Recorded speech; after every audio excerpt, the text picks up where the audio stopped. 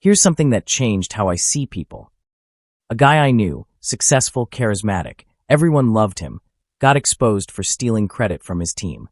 For 3 years. And you know what everyone said afterward? I always felt something was off, but I couldn't put my finger on it. That's the problem. The signals are there. We just don't know what we're looking at. Today, I'm breaking down 7 behavioral patterns, backed by decades of psychology research, that consistently reveal someone's true character.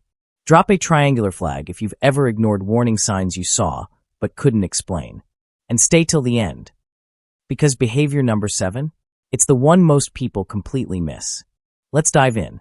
Number 1, the 30-second service test. Here's what most people get wrong about this one. It's not just about being nice to service workers. It's about what happens in the first 30 seconds of the interaction. Dr. Nalini Ambady at Stanford found that we can accurately judge someone's character from just 30 seconds of behavior, what she called thin slices of judgment. And here's the kicker. How someone greets a waiter, makes eye contact with a cashier, or acknowledges a barista in those first moments. That's one of the strongest predictors of their actual character. Real story. Sarah went on a date with a guy who seemed perfect. Successful, charming, well-dressed. But when the waiter approached, he didn't look up from his phone. Not once. Just pointed at the menu and kept scrolling. She left before dessert. Because here's what she understood. Kindness isn't a performance you turn on for people who matter. Real kindness is automatic. It shows up in those first 30 seconds when there's no reward, no audience, no social benefit. Have you ever seen this happen? Drop 30 seconds if you've used this test before. Number 2, the success mirror test. Most people don't realize this, but genuine happiness for others is psychologically challenging. Psychologist Abraham Tesser studied this for years and called it the self-evaluation maintenance model. When someone close to you succeeds, especially in an area you care about, it triggers what he called comparison anxiety. Here's where character shows up. Do they lean into your success? Or do they subtly create distance? Real friends say, "Tell me everything. How did you do it?" Insecure people say, "Oh, you got promoted? Yeah, well, I heard they're desperate to fill positions right now." I watched this destroy a 15-year friendship.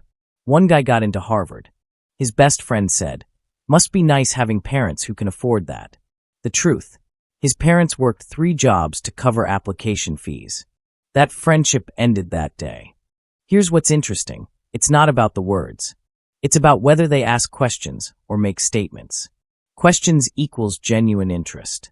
Statements equals defensive ego protection.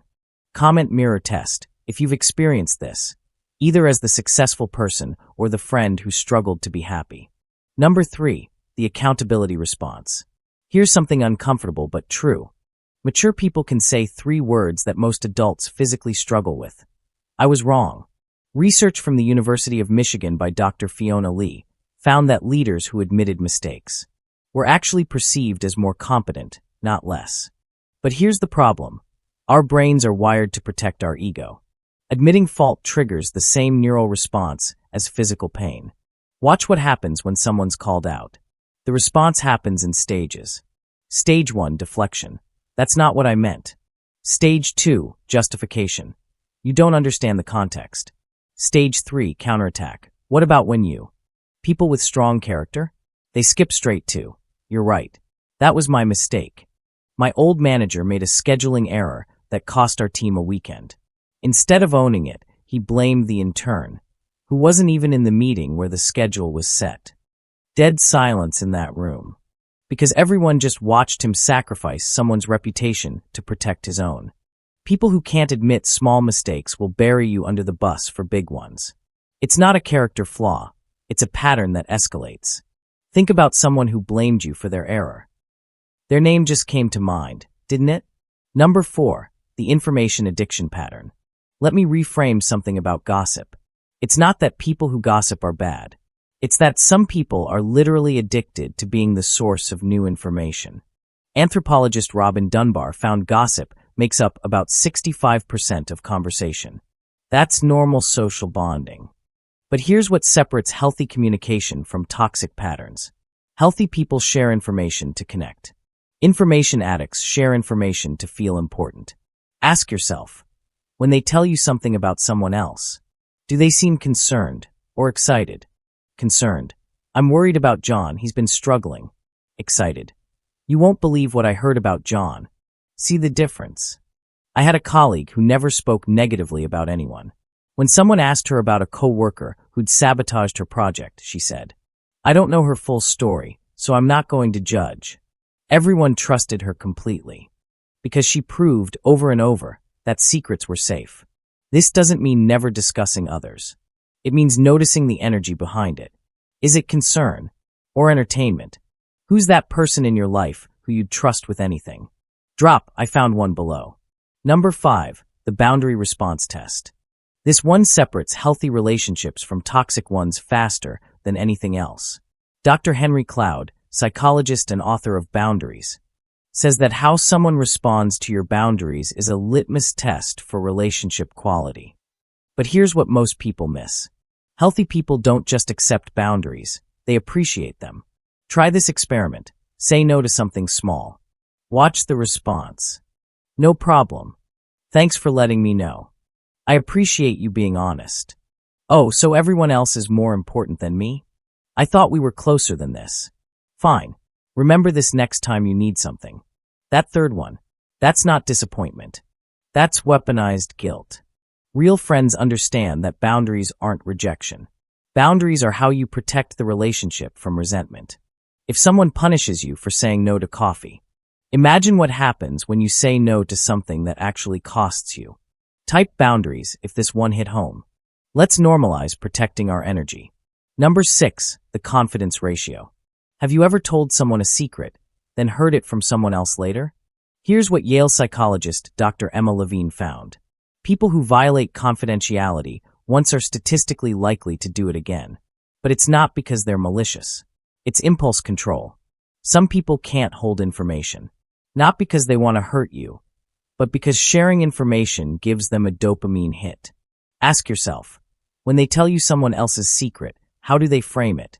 I probably shouldn't tell you this, but equals red flag. Someone trusted me with this, and I'm worried. Equals maybe okay, context dependent. I learned this at 23. Told a friend something deeply personal. A week later, 3 different people mentioned it casually. When I confronted her, oh, I didn't think it was a big deal. And that's exactly the problem. It wasn't a big deal to her. Because it wasn't her secret. It wasn't her vulnerability. This doesn't mean everyone who shares information is untrustworthy. But pay attention to the pattern. Once might be a mistake. 3 times is who they are. If you've experienced this, comment trust earned. Because you know how rare real loyalty actually is. Number 7, the invisible moment test. Here's the most revealing one. Character isn't what you do on camera. It's what you do in the parking lot when no one's watching. Dr. Dan Ariely at Duke University studied small moral choices for years and found something fascinating.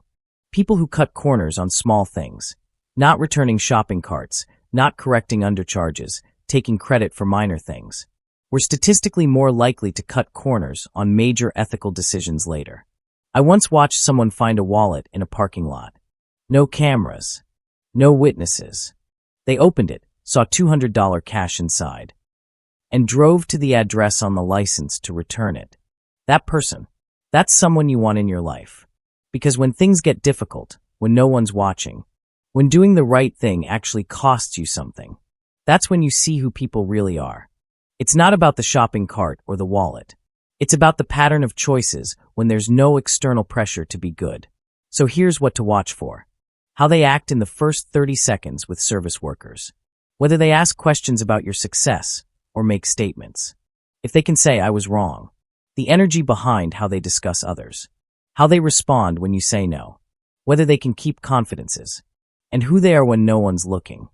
People reveal their character every single day. The question isn't, how do I figure them out? The question is, what am I not letting myself see? Here's what I need from you. Comment the number of the behavior that you think reveals the most. Just 1 through 7. I'm reading every single comment, and I'll explain why that specific one matters most.